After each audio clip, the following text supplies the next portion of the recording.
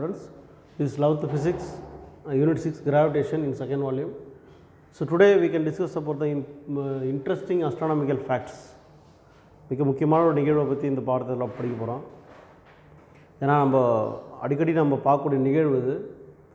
So எல்லோரும் இன்ட்ரெஸ்ட்டாக, அதாவது பார்த்திங்கன்னா ஒரு எதிர்பார்ப்போடு இருக்கிற மாதிரி ஒரு நிகழ்வுகள் என்னென்ன அப்படின்றது பார்ப்போம். இந்த இந்திய மாடர்ன் வேர்ல்டில் நம்ம நிறைய இந்த வானியல் அஸ்ட்ரானமியை பற்றி நிறைய தெரிஞ்சுக்கிறோம். So likewise today we can discuss about the lunar eclipse. அதாவது வந்து எக்லிப்ஸ்னாலே உங்களுக்கு தெரியும், கிரகணம்னு சொல்லுவோம் நம்ம தமிழில். கிரகணம்னா சோலார் எக்லிப்ஸு, லூனார் எக்லிப்ஸு ரெண்டு இருக்குது, உங்களுக்கு தெரியும். ஸோ அது எப்படி நிகழ்கிறது, அதோட நிழலினுடைய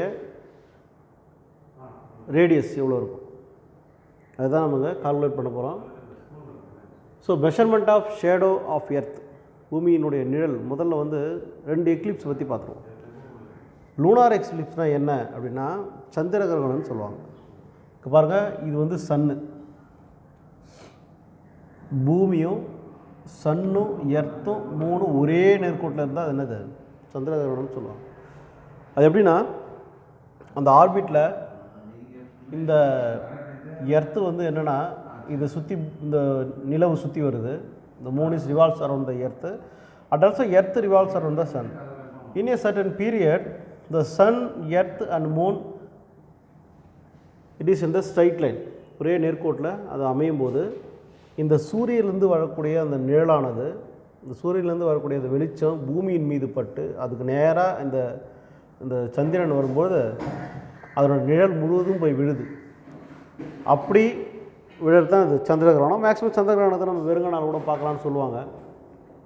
இது வந்து லூனார் எக்லிப்ஸ். சோலார் எக்லிப்ஸ்னால் என்ன சார் அப்படின்னா, இப்போது அதே மாதிரி சூரியன், இந்த நிலவு, எர்த்து, பூமி மூணும் ஒரே நேர்கோட்டில் வரப்போகுது. எப்படின்னா, இந்த சந்திரன் என்ன பண்ணும், மூணு என்ன பண்ணுன்னா, சூரியனுக்கும் பூமிக்கும் இடைப்பட்ட இடத்துல வரும்போது இந்த சந்திரனோட நிழல், அதாவது மூணோட நிழல் என்ன பண்ணும், ஷேடோ வந்து பூமி மேலே படுது இல்லையா, அதுதான் சந்திர கிரகணம். வேறு மாதிரி கூட சொல்லலாம்.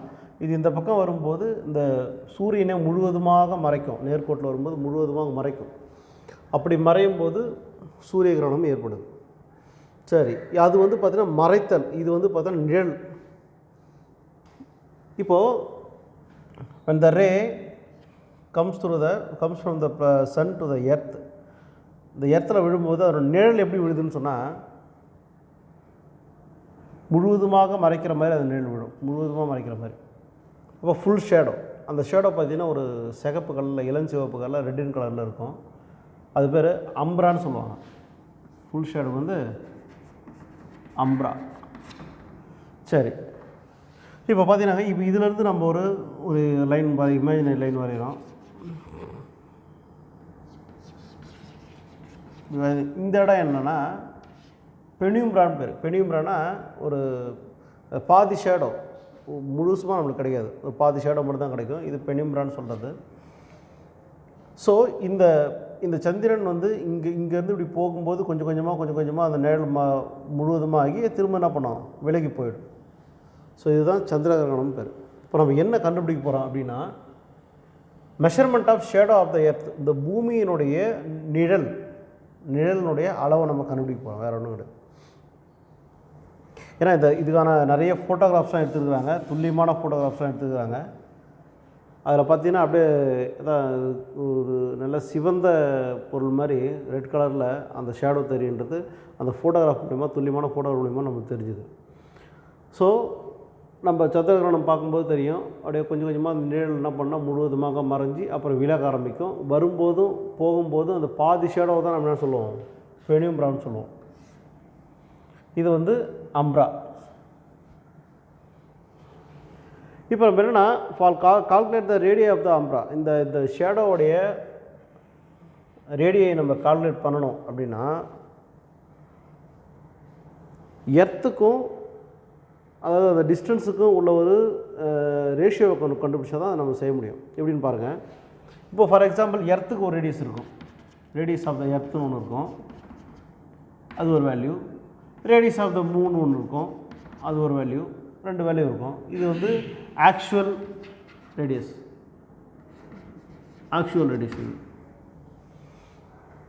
இப்போ நம்ம என்னென்னா அந்த நிழல் வந்து இந்த பூமியினுடைய நிழல் அதில் விழும்போது அப்போ அந்த ஷேடோ வச்சு அதனுடைய ரேடியஸ் என்ன அப்படின்னு கண்டுபிடிக்கிறது நம்ம எதுன்னு சொல்கிறோம், அப்பேரண்ட் ரேடியஸ்ன்னு சொல்கிறோம்.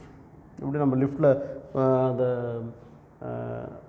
லிஃப்ட் எக்ஸ்பெரிமெண்ட் பார்க்கும்போது அப்போ ஆக்சுவல் வெயிட் அப்பேரண்ட் வெயிட் பார்த்த மாதிரி அப்பேரண்ட் ரேடியஸ் அப்போ என்ன ரேடியஸ் அப்படின்றத நம்ம கால்குலேட் பண்ணுறோம். அப்போது அந்த அம்ப்ராவுடைய அப்பத்தி ரேடியஸ் பார்த்திங்கன்னா ரேடியஸ் ஆஃப் ஷேடோ 13.2 சென்டிமீட்டர்னு வச்சுக்கோங்க. ஒரு தோராயமாக ஒரு 13.2 சென்டிமீட்ரு. சரி, இந்த apparent radius of the moon பார்த்தீங்கன்னா 5.15 சென்டிமீட்டர். ஷேடோவுடைய ரேடியஸு 13.2, இது 5.15. இப்போ பாருங்கள், இதுதான் எர்த்து, இந்த பக்கம் சன் இருக்குது, விட்டுருங்க. இந்த எர்த்துலேருந்து இந்த ஷேடோ போய்ட்டு இப்படி விழுது, உங்களுக்கு தெரியும். அப்போ மூன் கொஞ்சம் கொஞ்சமாக இது நகருது, அப்புறம் இந்த பக்கம் போகுது. அப்போது இது பூமியை ரிவால்வ் ஆகி இந்த நேர்கோட்டில் வரும்பொழுது அது முழுவதுமாக என்ன பண்ணுது, மறைக்கப்படுகிறது. ஆனால் இப்போ இங்கே பார்த்தீங்கன்னா, இப்போது இந்த பூமியிலிருந்து நிலவை பார்த்தாலும் சரி, இங்கே இருக்கிற நிலவை பார்த்தாலும் சரி, இல்லை இங்கே இருக்கிற சன்னை பார்த்தாலும் சரி, இது வந்து பார்த்திங்கன்னா 0.5 டிகிரி தான், ரொம்ப சின்ன டிகிரி, சின்ன கோணம் அது. ஸோ அப்போது இதன் அடிப்படையில் from this we can calculate the ratio of the radius.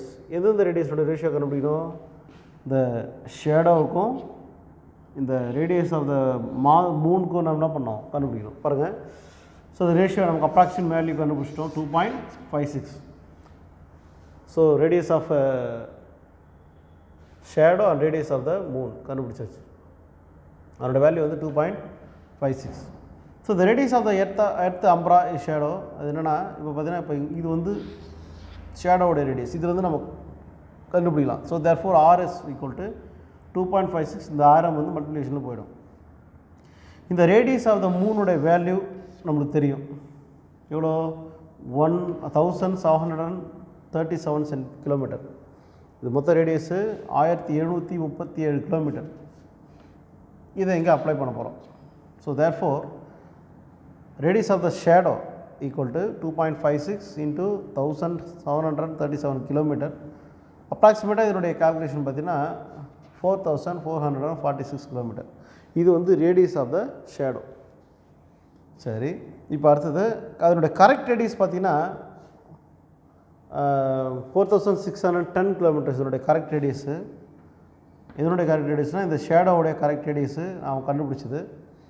அப்போ கரெக்ட் ரேடியஸுக்கும் நம்ம கண்டுபிடிச்ச ரேடியஸுக்கும் ஒரு சிறந்த ஒரு என்ன சொல்கிறது, ஒரு குறைவான எரர் தான். அந்த எரர் என்னன்னு பார்ப்போம். So when we calculate the error means total correct radius minus apparent radius by correct radius into 100% நம்ம கணக்கிடுறோம்.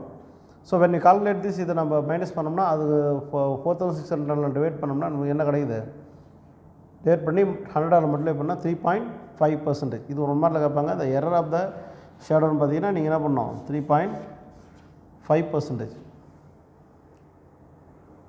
ஸோ இது வந்து எரர் எப்படி நம்ம ரெடியூஸ் பண்ணலாம், எப்படி நம்ம துல்லியமாக பார்க்கலாம்னா, அதுக்கான டெலஸ்கோப்பில் நம்ம மாடர்ன் டெலஸ்கோப்பில் நம்ம ஃபோக்கஸ் பண்ணோம்னா அதோடய எரர் கூட இல்லாமல் கிடைக்கும்.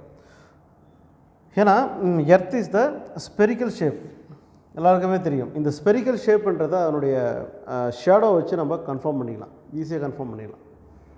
ஸோ லூனார் எக்லிப்ஸ் வந்து எப்படி ஏற்படுதுன்னு நான் சொல்லிட்டேன். சோலார் எக்லிப்ஸும் உங்களுக்கு தெரியும். சோலார் எக்லிப்ஸ்னால் வந்து சூரியனுடைய நிழலை மறைத்தல், அதாவது வெளிச்சத்தை மறைத்தல். இது வந்து பார்த்திங்கன்னா இந்த சந்திரன் என்ன பண்ணோம், the moon when the moon revolves around the earth means regarding to the sun moon earth are in the straight line. அந்த டைமில் எப்படி இருக்குன்னா, இங்கே பாருங்கள், சன்னு மூணு எர்த்து, இது மூணு ஸ்ட்ரைட் லைன். இது வந்து பார்த்திங்கன்னா இங்கே வரக்கூடிய நிழலை வந்து என்ன பண்ணுது, மறைக்குது. அதாவது அது வெளிச்சத்தை மறைக்கும் போது ஒரு நிழல் மாதிரி ஒன்று இதனுடைய வடிவம் தான் அந்த சூரியனில் போய் படுது. அதுதான் வந்து சோலார் எக்லிப்ஸ். ஸோ இந்த ரெண்டு எக்லிப்ஸுக்கு வித்தியாசம் உங்களுக்கு தெரிஞ்சுக்கணும்னு நினைக்கிறேன். சரி, இப்போது இது வரைக்கும் வந்து ஒரு how will you find out the lunar eclipse and shadow of the earth, எப்படி அதோடைய ஷேடோ ஆஃப் த எர்த்தினுடைய நிழலை எவ்வாறு நம்ம கணக்கிடுவது, இது ஒரு கொஷின்.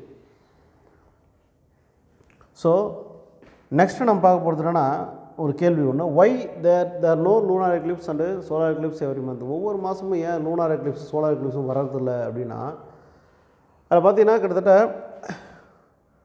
ஒரு 5 டிகிரி 5 டிகிரிக்கு வந்து என்னென்னா ஒரு சாய்வு கோணம், டில்ட்டுனா சாய்வுன்னு அர்த்தம், ஒரு சாய்வு கோணம் இருக்கும். அதாவது பூமியினுடைய துருவ பகுதியில் வந்து சாய்ந்த மாதிரி இருக்கும். ஒரு 5 டிகிரி பூமியை பொறுத்து. மூணுடைய ஆர்பிட் வந்து பார்த்திங்கன்னா இப்போ இப்படி தான் இருக்கும் ஆர்பிட்னு வச்சுங்களேன். இப்போ இதை சுற்றி இப்படி வருதுன்னா ஒரு 5 டிகிரி அப்படி சாய்ஞ்ச மாதிரி இருக்கும். இந்த 5 டிகிரி அப்படி சாயும்போது with respect to the earth due to the eclipse, இப்போது 5 டிகிரி இருக்கும்போது ஒரு புதுசாக வந்து செயற்கைக்கோள், தட் மீன்ஸ் புதுசாக வந்து நேச்சுரல் சேட்டலைட் மூன் உருவாச்சுன்னு சொன்னால் மாதம் வரும். ஆனால் வந்து நம்மளுக்கு இருக்கிறது ஒரே ஒரு மூன் தான். ஸோ அந்த அதை பேஸ் பண்ணி பார்க்கும்போது ஒரு 5 டிகிரி வந்து எர்த்தை பொறுத்து, with respect to the earth 5 degree வந்து ரொம்ப சாய்வு கோணம் இருக்கிறதுனால due to the eclipse comes certain periods. அதனால தான் என்ன ஆகுதுன்னா ஒரு குறிப்பிட்ட வருஷத்துக்கு அப்புறம் ஒரு குறிப்பிட்ட இயரில் வந்து எல்லாம் நேர்கோட்டில் வந்து நிற்கிது. ஏன்னா சாய்வாக இருந்ததுன்னா அது சரியான ஒரு நிலையில் கொண்டு போய் சேர்க்காது. அதனால் ஒரு சர்டன் பீரியட்ஸில் வந்து அது வந்து என்ன பண்ணுது, அந்த எக்லிப்ஸ் நம்மளுக்கு கிடையாது. இது ஒரு 2 மார்க்கில் கேட்பாங்க. Why there is no lunar eclipse and solar eclipse every month. மாதம் ஏன் அது வர்றதில்ல அப்படின்னு கேட்குறாங்க. அது ஒரு சாய்வு, அந்த ஆர்பிட் வந்து அப்படியே 5 டிகிரி சாய்வு கோணமாக இருக்கிறதுனால அது வர்றதில்லன்னு சொல்கிறாங்க. ஓகே, நெக்ஸ்ட்டு பார்த்தீங்கன்னா இன்னொரு question, why do we have season on earth. இந்த பூமியில் வந்து இந்த பலதரப்பட்ட சீசன்னு சொல்லுவோம், தட்பவெப்ப நிலைகளை பொறுத்து அதனுடைய காலநிலைகள் எப்படி நிர்ணயிக்கப்படுகின்றன. இன்னும் நிறைய சீசன் இருக்குது, summer season, winter season, rainy season, இந்த மாதிரி ஸ்ப்ரிங், இந்த மாதிரி சொல்லிகிட்டே போவோம். ஆனால் பொதுவான சீசன் பார்த்திங்கன்னா 2 தான். ஒன்று வின்டர் சீசன், இன்னொன்று சம்மர் சீசன். இது 2 தான். இந்த சம்மர் சீசன் நம்ம கெப்லர் சொல்லியிருப்பார். கெப்லர் என்ன சொல்லியிருப்பாருன்னா, ஒரு இதுதான் வந்து சூரியன் பூமி சுற்றி வருது பாருங்கள். இனி எலிப்டிக்கல் ஆர்பிட்டில் சுற்றி வருது, எலிப்டிக்கல் ஆர்பிட். அப்போ இந்த சூரியனுக்கிட்ட இந்த எர்த்து வரும்பொழுது சம்மர் சீசன் சொல்கிறாரு. பொதுவாக சொன்னோம்னா இந்த சூரியனுக்கிட்ட அந்த எர்த்து வரும்போது சம்மர் சீசன், இந்த சூரியனுக்கு தூரப்பகுதியில் வரும்போது வின்டர் சீசன் அப்படின்னு பொதுவாக சொல்லுவாங்க. காமன் திங்காக தான். Earth revolves around the sun when it is comes closer to the sun means that is called the summer. It is come the far away to the summer sun means it is called the winter அப்படின்றது common thing. இது காமனாக சொல்கிறது. ஏன்னு சொன்னால் கிட்டத்தட்ட 23.5 degree டில்ட்டுன்னு சொல்லுவாங்க, சாய்வாக இருக்கும். 23.5 டிகிரி அந்த பூமியினுடைய பந்து என்ன பண்ணுது, சாய்வாக இருக்குமா. அப்படி சாய்வாக இருக்கும்போது போல் சைடில் தான் அந்த சீசன் வந்து நடக்கும். The season will be happen in pole side. That means north part of the earth is farther to the sun, south part of the earth is nearer to the sun. இப்போ 23.5 degree அந்த சாய்வு கோணம் இருக்கிறதுனால, சாய்வாக இருக்கிறதுனால சூரியனுக்கு கிட்டக்க வந்து நார்த் பார்ட்லேயும், சூரியனுக்கு தூரத்தில் வந்து நார்த் பார்ட்லேயும், சூரியனுக்கு கிட்ட வந்து சவுத் பார்ட்டில் இருக்கும். அந்த டைமில் தூரமாக இருக்கிற இடம் சம்மரு, கிட்டக்கிற இடம் வின்டர், அவ்வளோதான். ஸோ இதுலேருந்து பிரிக்கப்பட்டது தான் இந்த ஸ்ப்ரிங்கு, இந்த ரெய்னி சீசன் எல்லாமே. ஸோ சீசன் இப்படி தான் தோன்றுறது. இது முக்கிய காரணம் வந்து 23.5 டில்ட்டு தான். டில்ட்டுனா சாய்வு கோணம்னு பேர். ஸோ இது ஒரு question, 2 mark question. Next another one, stars apparent motion and spinning of earth. இது ரொம்ப முக்கியமானது. ஸ்டார் அப்பேரண்ட் மோஷன்னா ஒரு ஒரு நட்சத்திரம் நிலையாக இருக்கும்போது அது நகருதா இல்லையான்ற பார்க்குறது எதை பொறுத்துனா நம்ம பூமியினுடைய சுழற்சியை பொறுத்துன்னு சொல்லுவாங்க. அப்படின்னா நம்ம பார்க்கும்போது நட்சத்திரமே நகர்ற மாதிரி இருக்கும். அது எப்படி நடக்குது, ஸ்பின்னிங் ஆஃப் எர்த்னா தன்னைத்தானே எப்படி பூமி சுற்றி கொள்கிறது அப்படின்னு பார்க்கணும், எப்படி உணர்றன்றது தான். ஸோ ஸ்பின்னிங் மூமெண்ட்டை பார்த்தீங்கன்னா ஸ்டார்ஸ் பொசிஷன் ஓவர் நைட்டில் பார்க்கும்போது நம்ம நட்சத்திரத்தை வாட்ச் பண்ணோம்னா ஒரு பக்கம் இந்த பக்கம் இருக்கும், மறுநாள் காலைல பார்க்கணும் இந்த பக்கம் அந்த மாதிரி இருக்கும். அந்த நட்சத்திரனுடைய தன்மை மாற்றப்பட்டிருக்கும். So due to earth rotation stars moves one side to another. பூமியினுடைய சுழற்சியை பொறுத்து நம்ம நினச்சிக்கிறோம் ஸ்டார் வந்து ஒரு இடத்துலேருந்து இன்னொரு இடத்துல நகருதுன்னு நினச்சிக்கிறோம். ஆனால் அப்படி இல்லை. ஆனால் அந்த ஸ்டார் வந்து எப்பவுமே எங்கே இருக்குது, ஸ்டேஷனரியாக தான் இருக்குது, ஒரே இடத்துல தான் இருக்குது. ஆனால் அது நமக்கு நகர்ற மாதிரி தெரியுது. அதை வச்சு நம்ம சொல்லிக்கலாம். ஸோ எர்த் இஸ் இந்த ஸ்பின்னிங் மூமெண்ட்டு. ஸோ நம்ம பக்கத்தில் இருக்கிற ஒரு போல் ஸ்டார்னால் இதுதான் வந்து பூமின்னு வச்சுக்கேன். இது ஸ்பின்னிங் மூமெண்ட் சுற்றுது, இது ஒரு ஆக்சிஸ்னு வச்சுங்க.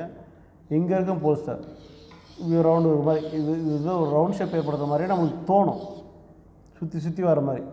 அப்போ நம்ம வந்து அது பூமி தன்னை சுற்றும் போது இதுவும் சுற்றுற மாதிரி நம்மளுக்கு தோணும். அதை வச்சு தான் நம்ம என்ன பண்ணுறோம், பூமி வந்து தன்னை சுற்றுது, ஸ்பின்னிங் மூமெண்ட் இருக்குதுன்னு நம்ம சொல்கிறோம். ஸோ போல் ஸ்டார் வந்து நம்மளுக்கு பூமியினுடைய ஆக்சிஸ்க்கு மேலே, நம்ம ஆக்சிஸ் மேலே அது இருக்குது. அதுவும் பார்த்திங்கன்னா அது ஸ்டேஷ்னரியாக ஒரே இடத்துல இருக்குது. அவர் போல் ஸ்டாரோட நேம் பார்த்திங்கன்னா ஸ்டார் போலாரிஸ்ன்னு சொல்லுவாங்க. ஒன்மாரில் கேட்பாங்க. போல் ஸ்டாரோட நேம் வந்து ஸ்டார் போலாரிஸ். ஸோ இதெல்லாம் ஒன்று 2 மார்க் கொஷின்ஸு. பட் இது மட்டும் 3 மார்க்கில் கேட்குறதுக்கு வாய்ப்பு இருக்குது, அல்லது 5 மார்க்கில் கேட்குறதுக்கு வாய்ப்பு இருக்குது. ஸோ இதை நீங்கள் நல்லா படிச்சுக்கணும். தேங்க்யூ ஃபார் வாட்சிங் திஸ். Thank you children.